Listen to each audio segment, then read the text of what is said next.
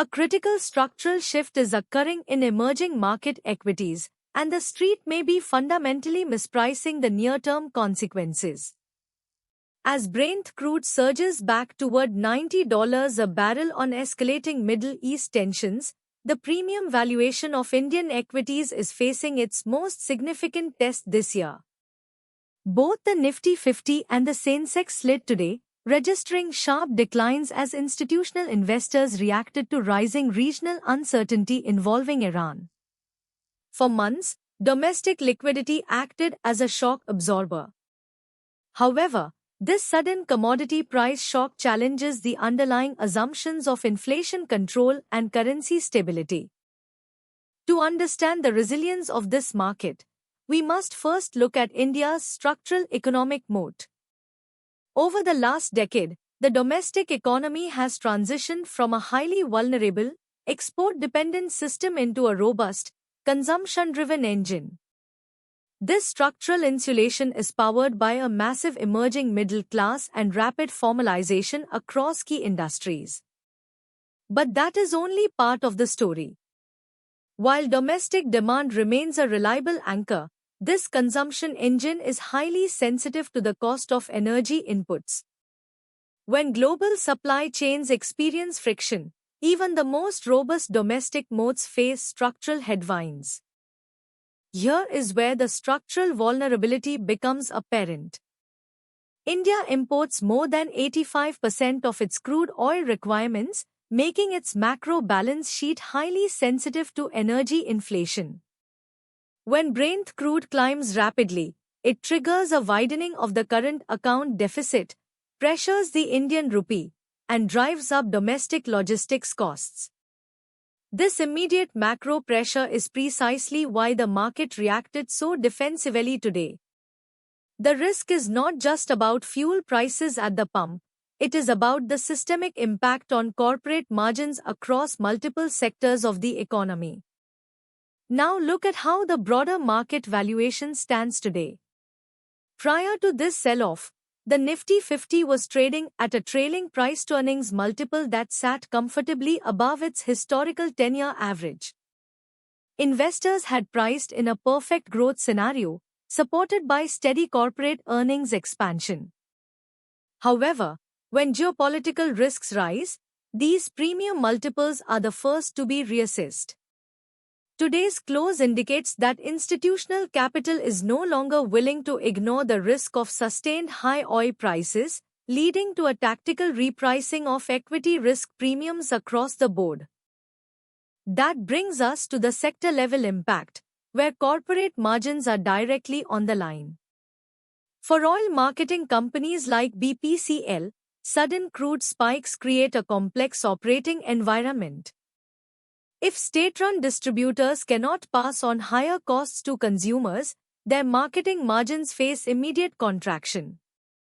Similarly, key consumption sectors like paints, specialty chemicals, and aviation are seeing their raw material costs spike in tandem with oil derivatives. When input costs rise rapidly, the street is forced to downgrade near-term earnings visibility for these high-beta sectors. The next signal comes from the Reserve Bank of India and its monetary policy stance.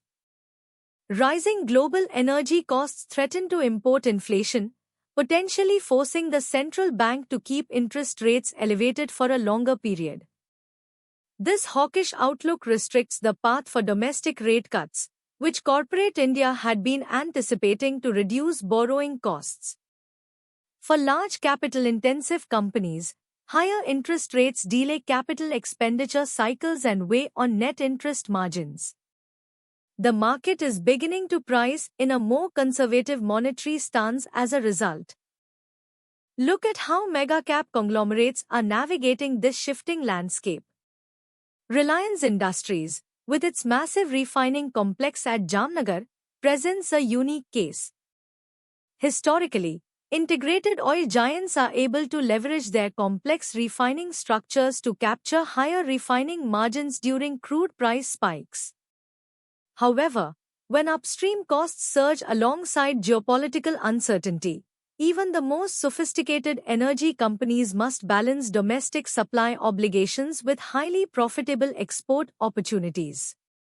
How management teams balance this capital allocation during a crisis will differentiate structural winners from cyclical laggards. But domestic strategies are only part of the puzzle. We must also analyze global capital flows. When geopolitical risks escalate in the Middle East, global fund managers often adopt a risk-off posture. This typically leads to a liquidity shift away from emerging markets back into safe haven assets, such as US Treasuries and gold. Even though India's long-term structural growth story remains intact, foreign institutional investors are tactically trimming their emerging market exposures to mitigate short-term volatility, exerting downward pressure on large-cap index heavyweights. The geopolitical context surrounding Iran is compounding this market anxiety. It is not just about the volume of oil that could be disrupted, it is about the shipping corridors. Any threat to the Strait of Hormuz immediately risks choking a key global transit point for crude oil and liquefied natural gas. This creates a risk premium that is incredibly difficult to quantify.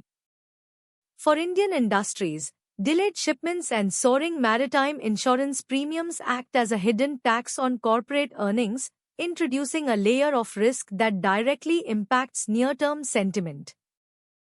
This leads us to a bigger question regarding terminal risk: currency depreciation. As India spends more dollars to import high-priced oil, the demand for greenbacks increases, putting downward pressure on the Indian rupee. A weaker currency makes all other imported technology and raw materials more expensive, driving up imported inflation. For highly imported input-dependent companies, this double whammy of higher dollar prices and a weaker local currency can rapidly erode operating margins, forcing analysts to rethink their forward EPS assumptions. Beyond corporate metrics, we must also consider the sovereign balance sheet. If energy prices remain elevated, the government may face a challenging trade-off. It must either absorb the price shock through tax cuts on petroleum, which reduces capital expenditure capabilities, or allow inflation to pass through to the public, impacting retail consumption. Neither option is ideal for long-term equity valuations. A wider fiscal deficit can trigger yield pressure on government bonds, raising the hurdle rate for corporate investment and dampening institutional sentiment. However, we must maintain a balanced macro perspective. India's multi-year structural growth thesis is not easily derailed by cyclical energy spikes. The country's infrastructure build-out, digital public infrastructure, and manufacturing incentives are secular trends that run independently of short-term geopolitical noise. Historically, these macro-driven corrections have created attractive entry points for long-term institutional investors. The key is separating short-term sentiment-driven volatility from actual, long-term degradation of corporate earning power across resilient sectors. Looking forward, the financial sector remains a crucial indicator of overall market health.